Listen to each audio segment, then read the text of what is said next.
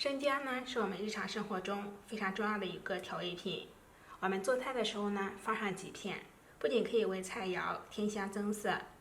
而且它辛辣的口感以及独特的香味，还能够让食物变得更加可口。此外呢，我们加入生姜还可以消毒、杀菌、除腥、驱寒。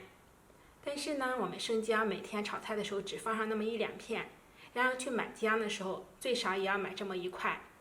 1块呢也要用上好长时间，如果不注意存放呢，姜就会变得发霉、变干。像这样变干之后呢，我们不仅要把它给切掉，而且口感也变了，非常的浪费。今天呢，我们就分享4个保存姜的小妙招，用这种方法保存起来，放上1年还是非常新鲜。第一种保存方法，我们找一个这样的小纸箱，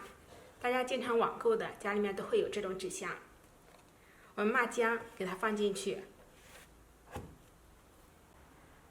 再找一块湿润的毛巾，把它给洗湿，拧干水分，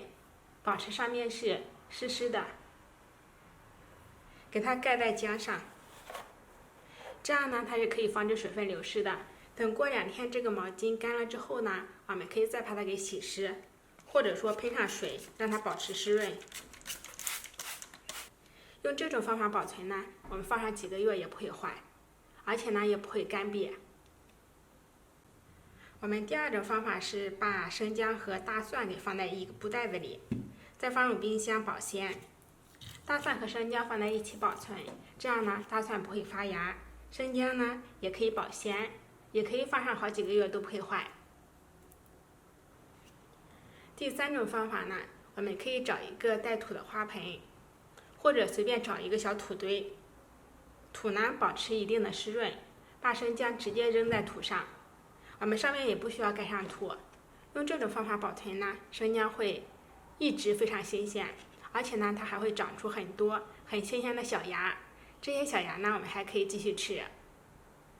第4种方法呢，我们把生姜洗净晾干水分，姜皮呢不用去，用姜皮和里面的姜肉相互作用，它效果才会更好。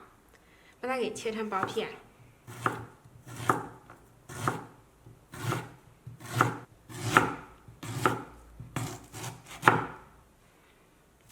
切好之后呢，给它放了一个袋子里，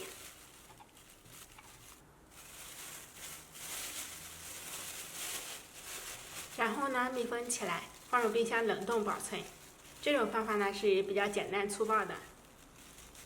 这4种保存方法都是我亲测有效的，家里面有生姜的朋友赶紧试一下吧。